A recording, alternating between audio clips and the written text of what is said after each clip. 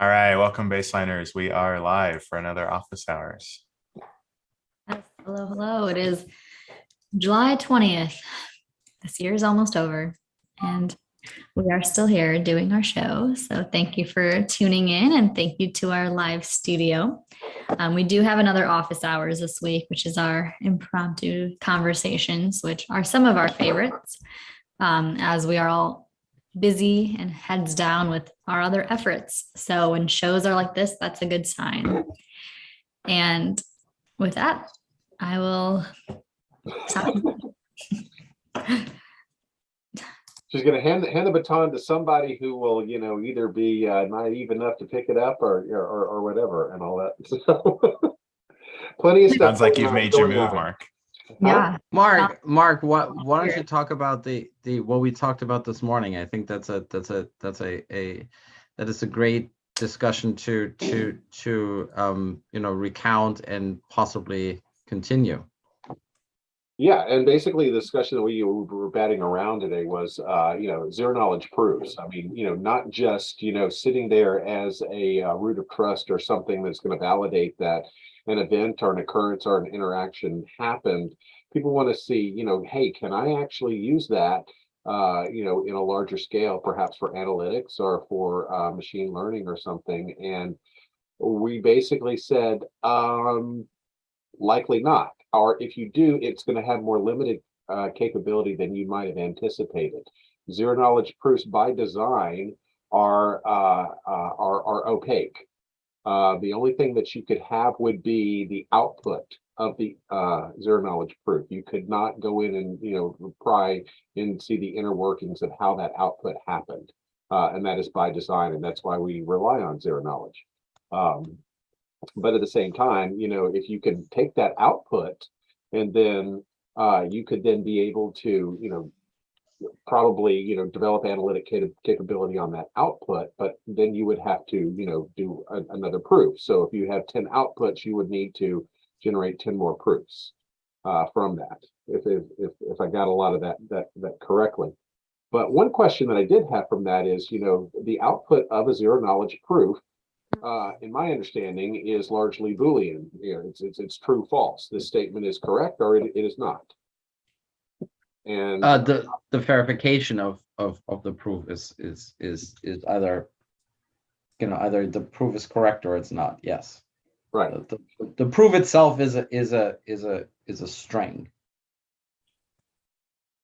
Right. And so it's so if you have people sitting there going, I want to go ahead and feed my AI engine or my big machine learning, behemoth, and I want to, through zero knowledge, because I don't want people to be able to unmask themselves as to the inputs that I have on there. But could I gain insight from that statement being true? I suppose would be the main thing on there. What we want to look into saying is how would a non-technical business audience sit there and take this and then really start thinking about it themselves to say, how could I use this portion of the baseline principle into my regular project or whatever process environment. And it's again, it's one of those where we're trying to see what we can do, with zero knowledge proofs to say, all right, can we cross the bridge, from ideation and art of the possible to how would this actually, function in a real world business environment and be encapsulated in an offering that, can be integrated and run live traffic. So that's really what a lot of the things that we're starting to really get together, because a lot of us for the past 2 years, we've been really coming up with a lot of great ideas. And now we're just starting to drill them down as how do we actually get people using this and then raving about it. How can we validate everything that we've been saying? This is what is going to, help you make money, save money, stay out of trouble, and be able to collaborate with your external parties in environments to where you can or won't. So what are your thoughts, Andrea? You're correct.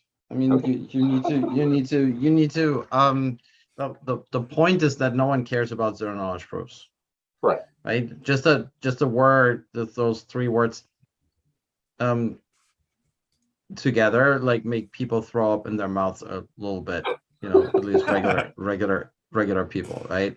So it's like, oh, digital certificates, X509s. It's like that's it's like the technical guys are going bonkers over that, but no one really cares until till even though they're using it every day, every single minute, but they're just not aware of it until it goes sideways, right? So it's that kind of thing where you need to say, okay, now you can do X because of this. You don't really need to understand what this is, because it's like, if you really want to, go get a PhD in cryptography, right? So the real challenge is to find the thing that no one else can do, but with this it's done, and it saves you millions, billions of dollars. And then that's basically it. So can you prove that Vietnamese steel is actually Vietnamese steel and is not coming actually from China and it's being imported into the US?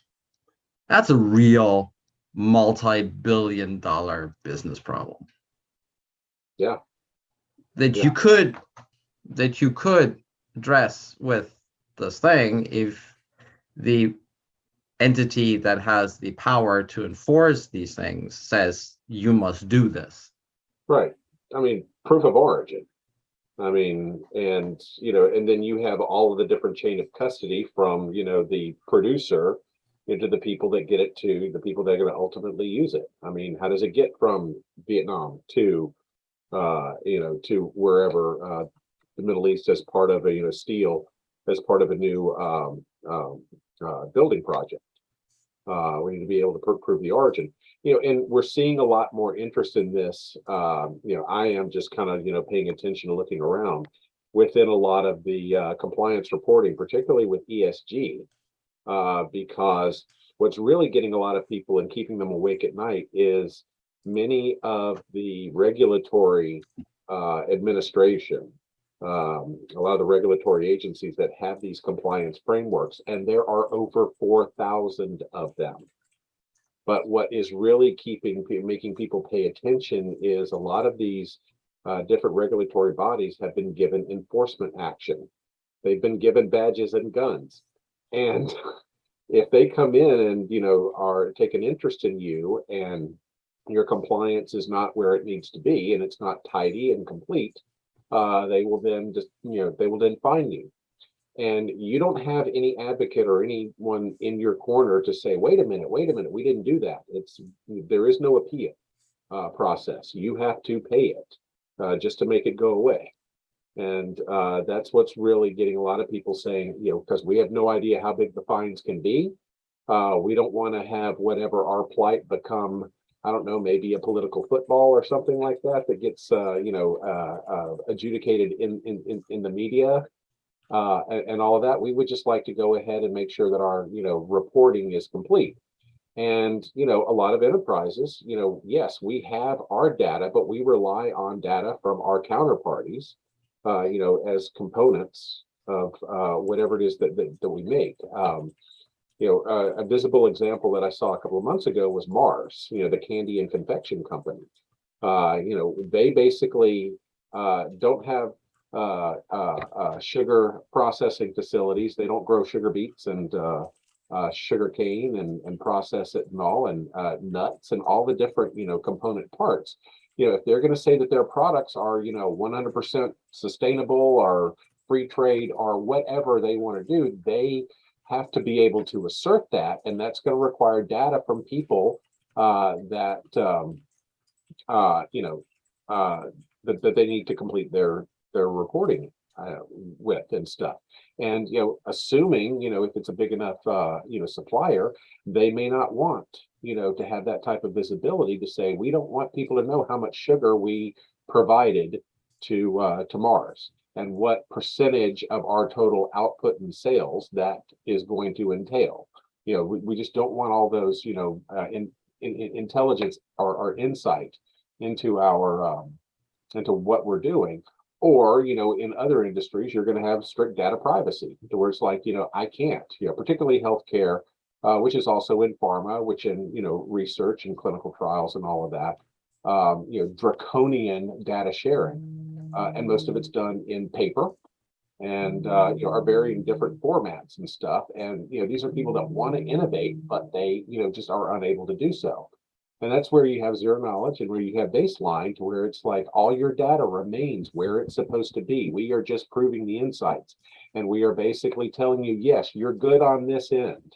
And that, that straightens so many curves and smooths so many edges, which is really where, a lot of the, now that we start, are expanding into a global type economy, being able to at least have that visibility, trust, and confidence, really goes a long way. And when people say, well, how does it do that? Well, then that's where we have to start saying, different discussion.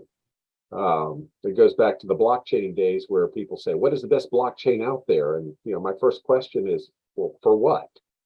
What are you using it? What do you want to use it for? So, I see a lot of people that are still, getting that learned helplessness where like, we just can't do anything with it, sorry. And I'm like, but yes, you can, just no one has given you the correct approach. So anybody else can jump in. So the question is, where's the commercial opportunity? So the immediate commercial opportunity for the baseline, for the baseline pattern, or does it require, the willingness of adoption by, let's say, regulators for this to work? I think right, it's chicken and the egg. It's chicken and the egg, Andreas. I mean, the regulators are looking at decentralized methods and protocols for all sorts of different things, especially in the European Union. One of the use cases I'm working on specifically is related to supply chain governance. To the tune of what Mark was talking about and you were teeing up. It's like supply chain governance and proof of origin and product traceability is still a $50 billion problem today, especially with all the disruptions that are out there in the supply chain. It's been a bilateral type of relationship where, let's say, one party, it could be somebody like a Unilever, that can see access to the supplier data that they have as their direct suppliers, but they're not entitled or authorized to any visibility into the tier 2, tier 3, 10th tier suppliers that are culminating all the goods and services that they need visibility and governance of. And when you sprinkle in the requirements for ESG and GRC, that's where the regulators come in. Right? So the regulating bodies need to understand what is available for them to be a passive participant to see what it is that they need to see and understand from these processes across all these different parties to ascertain like who's working with people that are on a blacklist versus a whitelist. And how do we make sure that we have visibility into what's going on in a region that allows entities or organizations to get off of a blacklist if they are on it?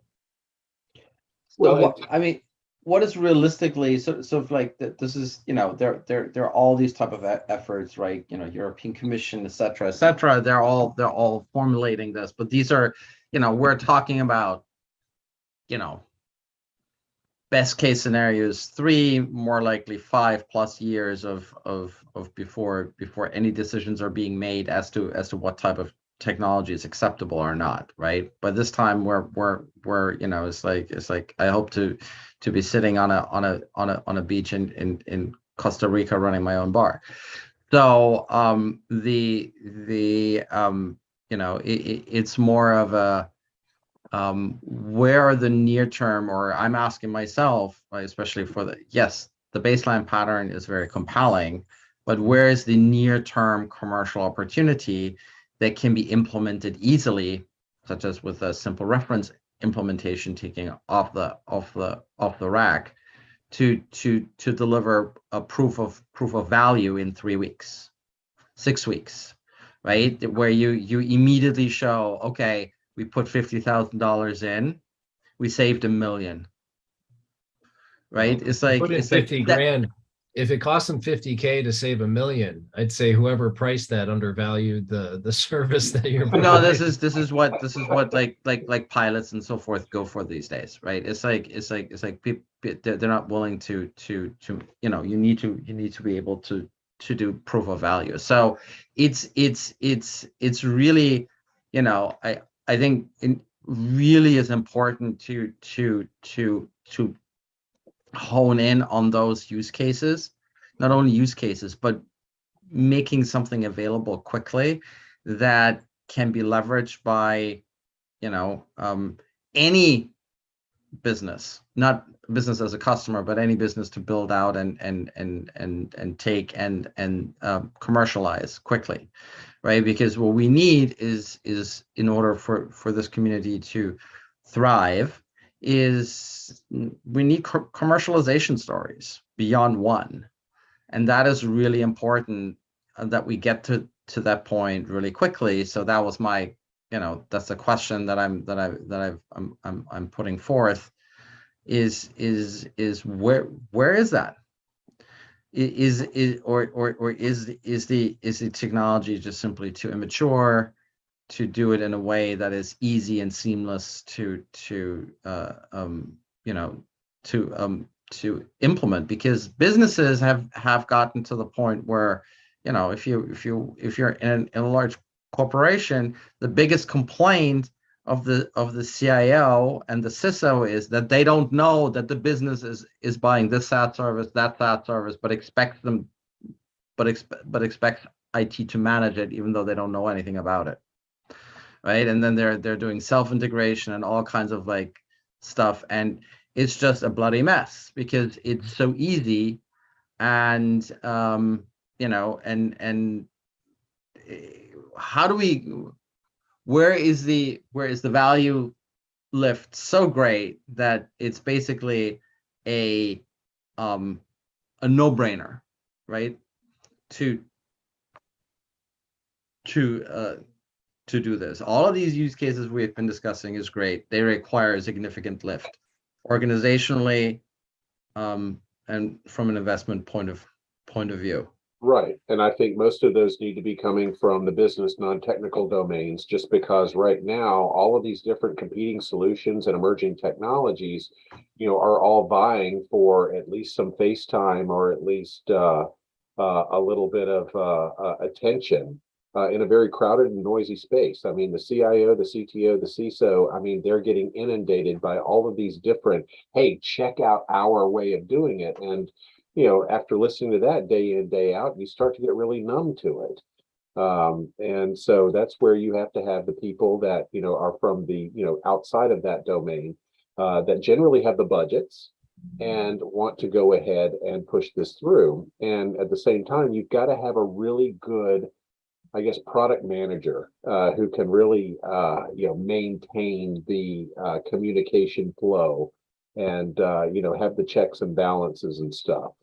And who has, ultimate ownership of the output, so that, if there's so many different competing opinions, that someone can step in and be the adult and say, no, we're not going to do this, we are going to do this. And that's, final.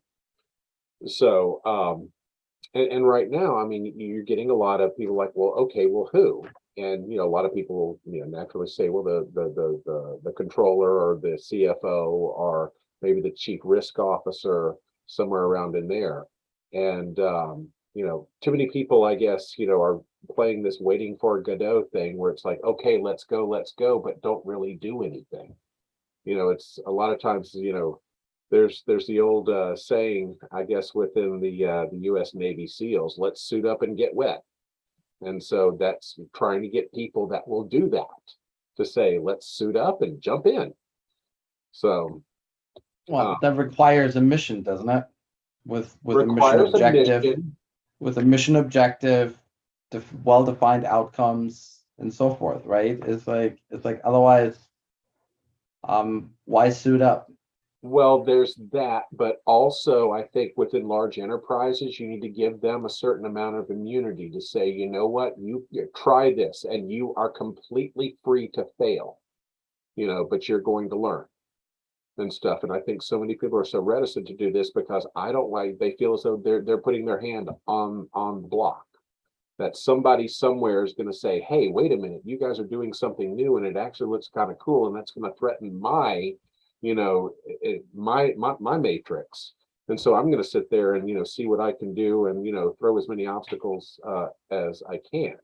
That's why you really need that buy-in from somebody that can say, all right, if you're going to get in my way, you're going to answer to my big brother back here. Is that what you want to do? I mean, again, you have a lot of these internal, environments and, politics and egos and personalities that you have to manage. And that's where so many of these new projects, really get stalled or outright killed. So it's really, it's kind of that conundrum. It's that tough nut that everybody's trying to crack. And, I think within baseline, we have a much more compelling message over many of the competitors is because it does not require a painful integration. It does not require, an enormous capital investment. We are empowering your existing systems of record. We are just being able to set up a connection with your external counterparties that is going to preserve all of the requirements and dependencies that you have. So, but again, crossing that bridge again, there's so many of these people where it's like, yes, let's talk about it. Let's talk about it. And I'm like, no, go to the bridge and start walking. So, and if you It all fail, depends on which paths you're taking to look at it. I mean, does it make sense to look at some of the technical integrations that you were talking about that might be reliant on EDI technologies today, right? Could baseline be leveraged to simplify an extremely costly and time-consuming integration that EDI is providing between one or a few different organizations in a revenue or a supply chain? I mean, I think that this is where starts highlighting the areas of interest and digging deeper into there. But as you pointed out, Mark, it takes participation by not just one party, but multiple parties to agree to give this a go. And usually the only way that you can get that is if it's somebody who's writing the checks that says, I want you to do it this way, and give it a try. and if you get any resistance, have them call me. I will set them straight. Because that's where I see so much of the reticence comes from is people are like, well, I'm afraid that I am going to start this. Everybody's looking at me and I'm going to flame out in very visible, grand scale. And I just don't want to do that. And I'm like, no, give them that, that certificate of safe conduct, to where it's like, no, we're going to try this and we're going to sit there and, and drill down until we get it right. And if we look stupid doing it and somebody feels threatened and everything, fine, let them, and if they try and do something to get in touch with you, they will have it. There will be a reckoning for it. Yeah, I agree and disagree, and I will happily send people your way, Mark, because I know you really do understand the business and functional value. But in a lot of conversations we get in where the value is inherent, they understand. It seems like the roadblock is the implementation. You mentioned there's not a painful implementation, but with what I'm seeing with some of the work that the core developers are doing, even our mesh baseline R&D team right now, we're just like really digging into the standard and understanding each of the individual requirements and such. And I'd say we're still early when it comes to the standard being implemented, because these companies, I've been in touch with a few that are sponsors or just watching closely, and they understand baseline. They've tuned into the show before and they're like, we're just waiting until there's tools that are ready, where things like the SRI are truly going to be very powerful, even if it takes some time, because it is pretty hefty.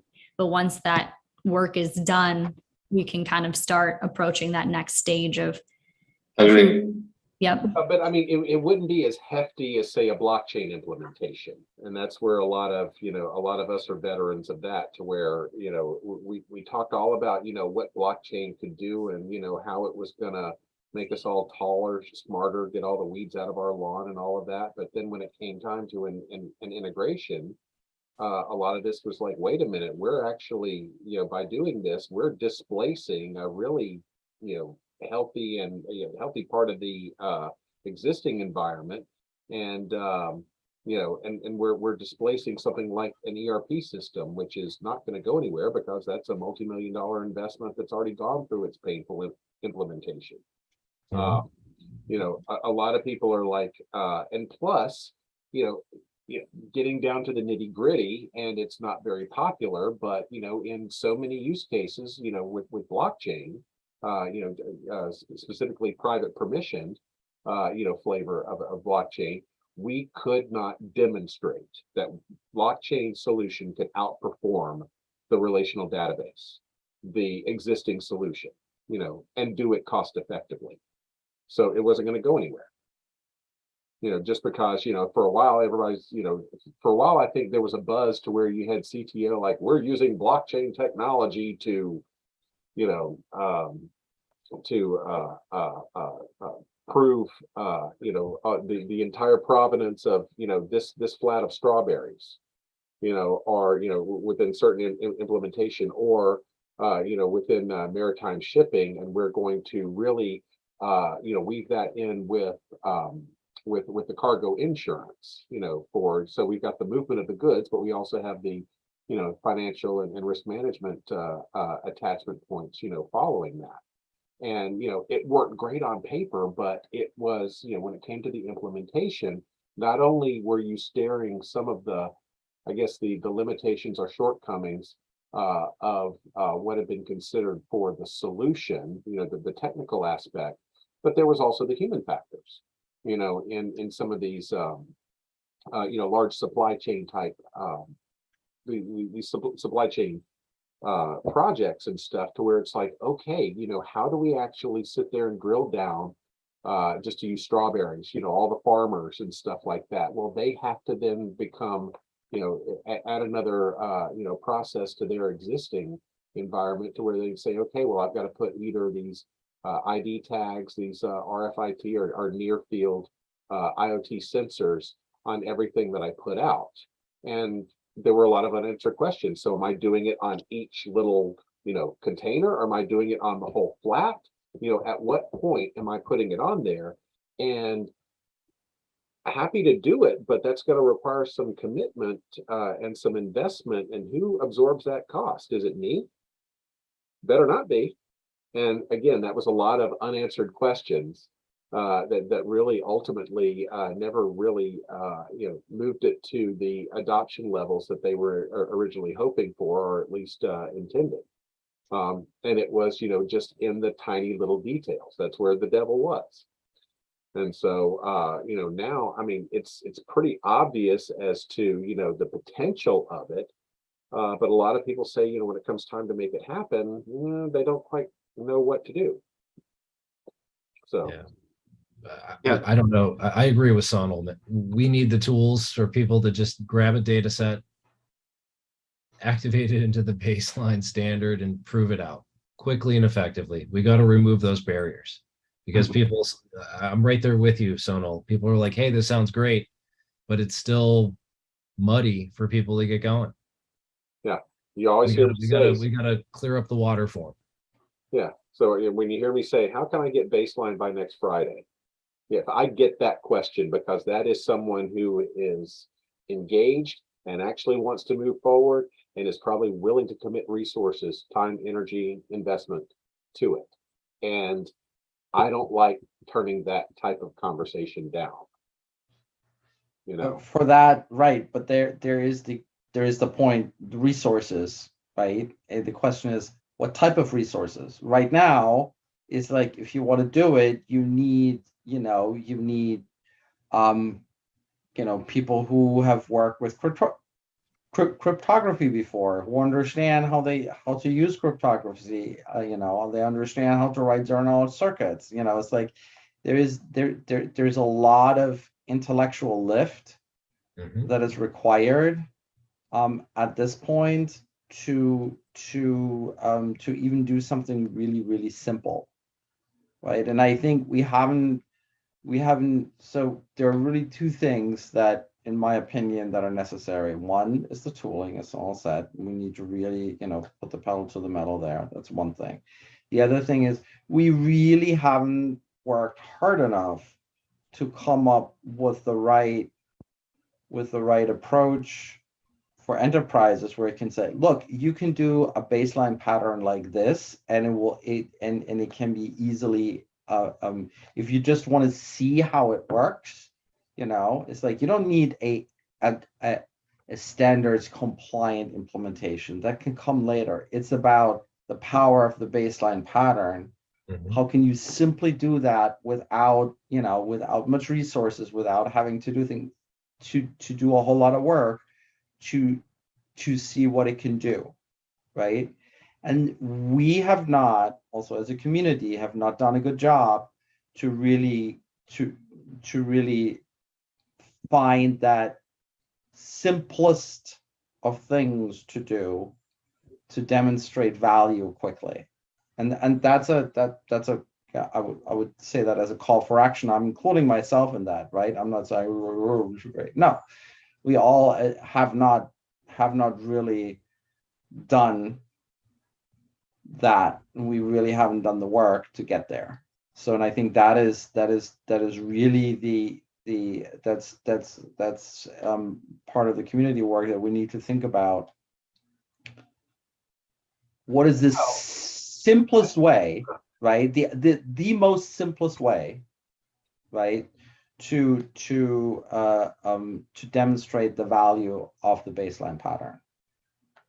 Well, and right now, I think there's a little bit of I wouldn't say disconnect, but right now, what we're trying to put forward doesn't quite match the expectation from, I think, the people that we want to get adopting it and stuff. Right now, we're assembling a cake mix, that has all of the, some of the ingredients, but you've got to add your egg and your milk and your oven and your time and effort. And people here saying, I want the cake. And so, and that's what I'm saying. Let's try and get them as close to the cake as possible. I mean, you can't have a one size fits all, that everybody will do. It's going to be, definitely, you know, massaged and altered to, fit specific use cases in different industries and stuff. But that's where I see kind of the gap right now, is we're trying to put together this nice little cake mix, and people are going, okay, what do you mean? I've got to do work. I've got to wait for this, and I've got to do something for it. And and you can't tell, like being somebody's, quirky uncle to say, yeah, but you'll feel good about it. You'll feel better about it, when you're done. Yeah, well, I want to feel good about it right now. I still maintain we can get there without existing tooling. We haven't done the hard work yet to make to find the simplest thing that demonstrates value that can be done in a day or two. Yep. Right. So I think that's with existing tooling, there must be a way. Mhm. Right. It doesn't have to be, standards compliant. It needs to demonstrate the value of the pattern. Right. It's like, standard compliant solutions can come later. Right. But if we want the standard, if we want the concept, and if we want if we want the pattern, and then subsequently the standard to be adopted, there needs to be a value demonstration that goes beyond Battleship. Absolutely. And the key to that is it needs to be like a sampling that they can actually take their own data, set up a circuit with at least a few different participants and show how that circuit and that pattern. Why do you need a circuit? I don't know. No, you don't. That's the You point. have to have a circuit to verify No, the you don't. participant. No, Sure you do. don't. No, Why not? you don't. You need a zero knowledge proof. That doesn't have to be a circuit. It can Well, be, how are you going to attest to the fact that the person that is verifying that proof is in fact who you want to verify? That's a big key to what it is that we need to do from an enterprise perspective. I mean, okay, so you do a Merkle proof. You give them access to the one leaf that's encrypted that they can actually look at, and then they can verify it, and it's done. It's a zero knowledge proof, right? It's like you need to be creative with the meaning of the point we started with, and I think that was a big mistake. We started with the most complex cryptography, right? It was sexy, it was cool. ZK snarks. It's the most complex thing. It's the most complex thing to use to build, right? We haven't done the hard work to figure out to do it much simpler, and it can be done, right? It's like it can be done. The standard allows for it on purpose, right? Right, so Markov how do we proofs- get there from here? Again, We talk a lot use about, existing like, use existing libraries. It's like do stand up, if you want a private instance of like IPFS, and then pass hashes around and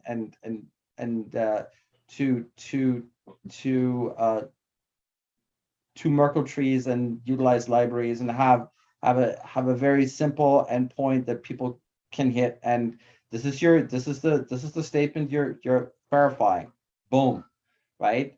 This was the document. Great, wonderful. This was X. This was Y.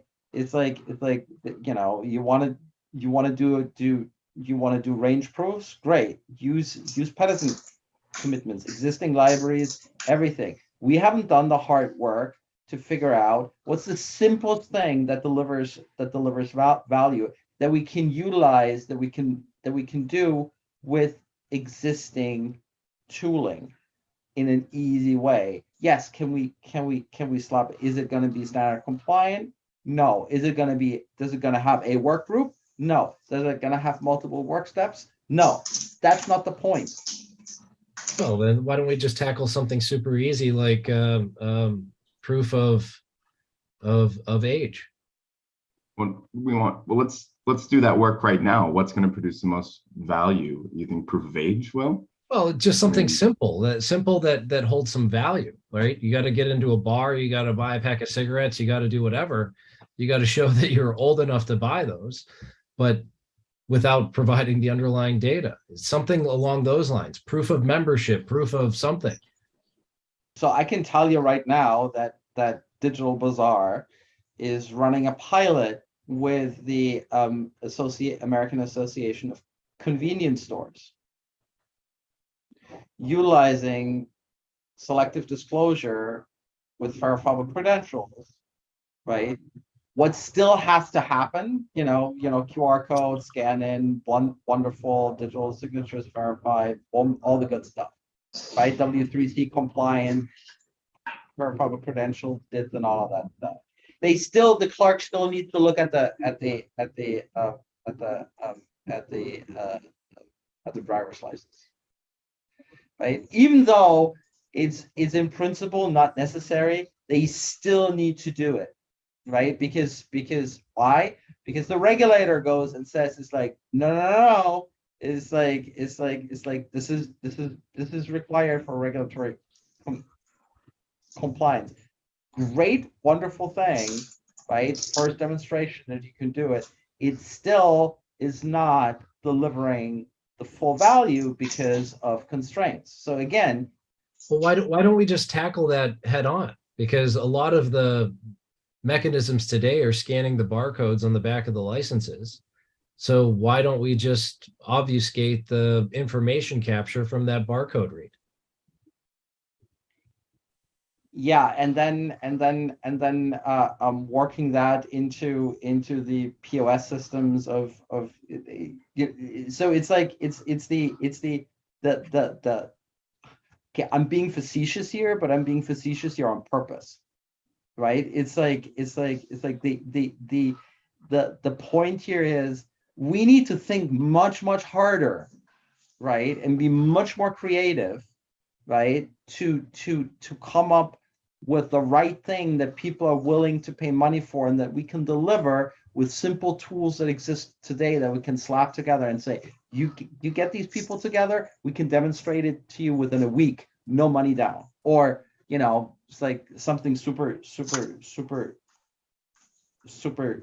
easy, like, make that a core dev project that delivers value. That's something that I'm sure the core devs would love to do because it's something concrete rather than building some simple reference implementation that's not that simple after all. Right? Yeah. Okay. Well, I mean, if a use case like that makes sense, I mean, hey, NCR, if you're listening, heads up, I'm going to be tracking you down if that's a use case that we want to pursue. The point is, have we done the hard work to figure out where is who to go to? Because there is a lot of value that can be lifted without the least amount of regulatory constraints, with a significant problem set that is not already solved by Web 2. Right. So it's like that is what I'm pushing the conversation toward is like we have not done that hard work. We have not identified, we supply chain, blah, blah, blah. Wonderful. It takes a lot of change management, right? Where is the situation where basically one party can tell the other parties is like jump, and the only thing that the other parties are going to say is how high. Or they're just going to jump and not say a word. Or just they're going to jump and not say a word. Right. It's like, this is why TCP/IP worked, because everybody was using Microsoft. Well, but TCP/IP was a transmission protocol that actually got more performant the more participants that were on it. Right, but it only got mass adoption because Microsoft put it into Windows 95 and said, that's it. Yeah. And everybody else was going like, holy shit. Yeah. Right? And why was it like, there was no choice. People had no choice. They had to do it. There was no choice because they had made a previous choice to use Microsoft. Right. All right, so let's find it. Right now, last 12 minutes of the call. But the thing is that was when the unified platform, I mean, the integrated platform to where you had, Office, to where it's like you've got, Word, Excel, PowerPoint, whatever, and, depending on your level of membership or paying, you'll get whatever features and functionality, but we're going to throw Internet Explorer in there as well. And since you had people that were already using these things, and now it's, oh, well, fine, I can now go on the internet and I don't have to download any new programs or anything like that. Where really Microsoft got to really push that forward was in the transmission and the communication that basically took 300 600 baud modems and I think we got up to 56.6 yes and stuff right. They made that point happen. Being, where is it? Where is that? Where are those niches? Where are those situations where there's a lot of value at risk, where there are still a lot of inefficiencies, and where you have, one or a few players that have a lot of power over a lot of others. Right. Right. Yeah. And tell me, where is it? Where is it, Andreas?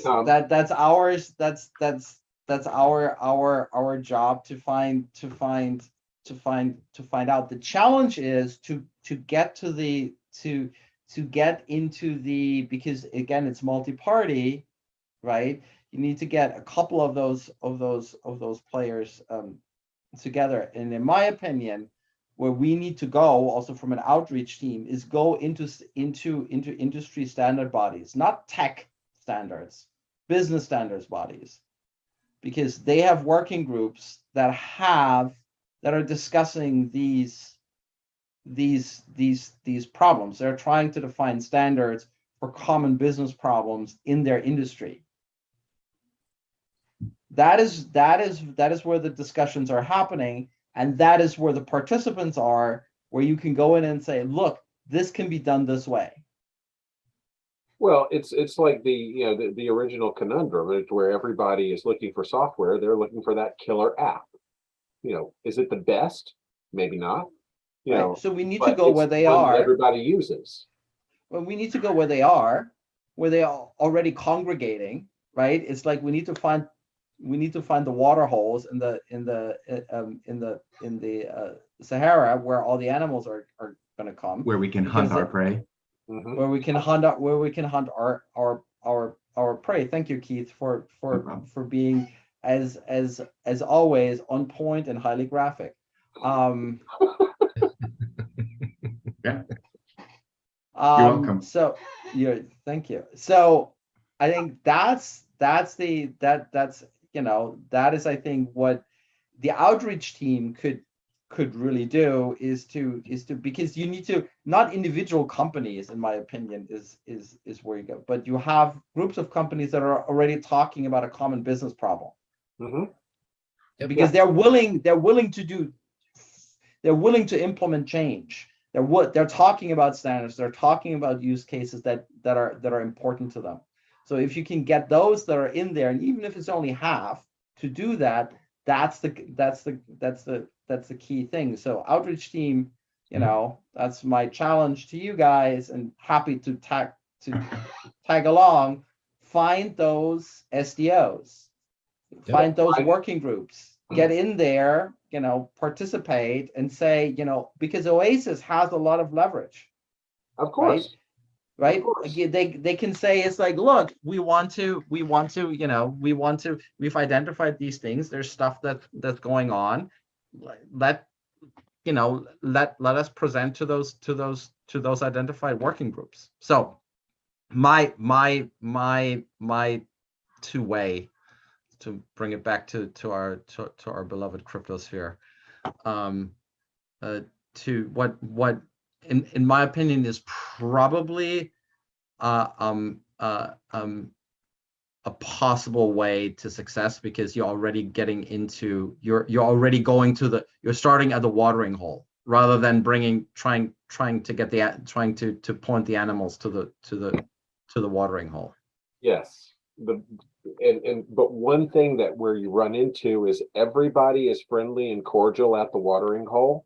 It's when you get them away from it and stuff, and when you have a new standard or you have a new concept that we're putting together, that is not a full-fledged product, and we are looking for people to co-create this with them. That is then going to require, okay, if you'll have the sponsorship and the budgetary support from the business domain, that means that they're going to have to, in order to co-create or build it, they're going to have to find out within the technical domain, and who do we know. And a lot of those, I mean, it's not that they're adversarial, it's just those two don't really speak, Right. So what you need to do is you have the people in there who are already willing and have some budget available. They typically don't have the resources. So what are we offering, right? As a collaboration of Oasis or EA community projects with those SDOs, is we have a possible solution for you, because you're always talking about multi-party. When you're creating a standard around like invoices or ordering or what have you not, right? Where you're doing for particular, it's like whatever is you're in a particular industry body where you're creating a standard that solves or is trying to make things easier in a multi-party environment. So if Oasis can come in, or EA community projects can come in and say, we can help you implement those standards in a way that gives you additional benefit. Right? That's the way. It's like let us be our implementation resource, because we have something that really works. And guess what? We're actually going to implement your standard, because it's typically just a schema or something like that, or a method, right? Which is not that terribly hard. But I think that is something where, where if everybody chips in, that's enough to actually fund such a project as a grant, for example, right? For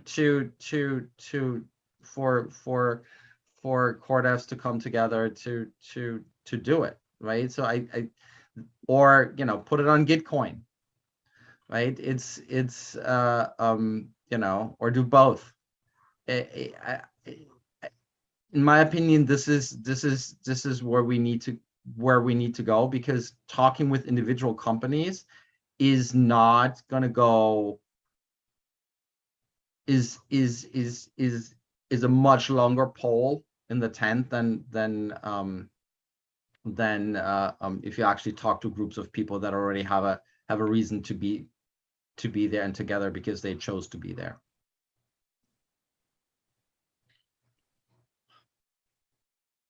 Cool.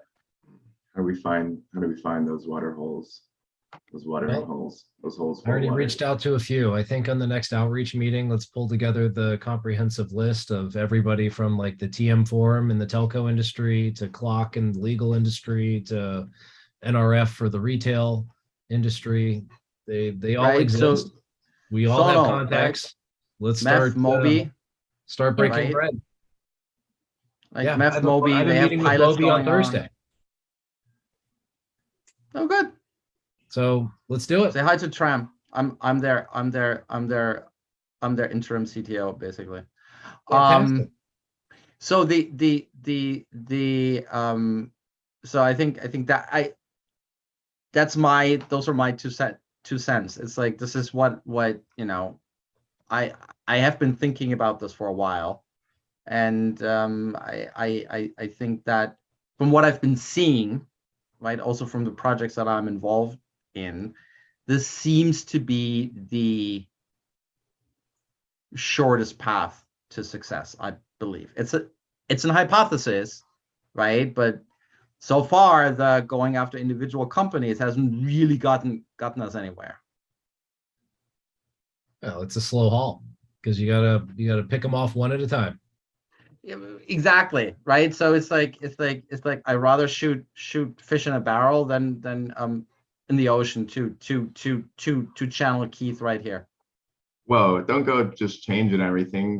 We're shooting fish in a barrel. What about the watering hole? I'm confused now. What are we hunting? No, This isn't the first time we've been confused by shooting fish in a barrel. We'd rather Antelope shoot. or We would rather bass? shoot fish in a barrel than have to bait a hook and actually cast a line and then wait. Dynamite Well- in the watering hole. Well, yes, in the manner of the Filipino, yes, that's dynamite fishing. Wow, now he goes No way. immediately to What? dynamite sticks. It's like immediately WMD. Damn, Keith, you're like really on it. No, but it's the yeah. I would rather go where the fish are already in the barrel, and they have a reason to be in the barrel. So Okay. Yeah, this was a really cool, productive call. Absolutely. Absolutely. I would agree. Letting This us is all free associate. one of a kind. Much needed. Actually. Yeah, if it were up to Samurai, we'd be talking about cornhole. So Oh no. There we go. That was They something we play- planned. actually, That was something we planned. So, But so, we, so, we like going impromptu. so how can you Ran out of time. avoid that cornhole champions are being doxxed on social media, right? You crown a champion and no one knows who it is. That's the. Is this that's our the- use case? Did we just That- find that- it? We found it. we boys. just found it. We just that's found the it. simplest Alright. path There forward is. right We there. just have to talk with the professional cornhole league. Dear Yeah. God. On that On note, ESPN, Isn't there it's one? time to sign off. Yeah. Sponsored by Johnsonville Brats. Hold on. And Schlitz Back to beer. that. Yeah, I don't know about that. That's our watering hole. Oh, We got it. Yeah, Get exactly. the dynamite ready. Johnsonville Brass is getting their ESG certification under Zero Knowledge for free. Awesome. Heard it Well, here And with first. that, we're Yes. out. we are at the end of our hour. Over and out. Thank you all for joining our live audience and that engaging discussion. We will have to reference this in our core devs and outreach team because it was very useful. And thank you for those who were tuning in. We will see you all next week. Thank you so much. Yeah. If Everybody. you want to know more about cornhole, stay tuned for our The After the Baseline Show After podcast. hours. After hours. That's After right. hours. Yeah. After hours of the official hours. All right. See you all. Cheers, gang.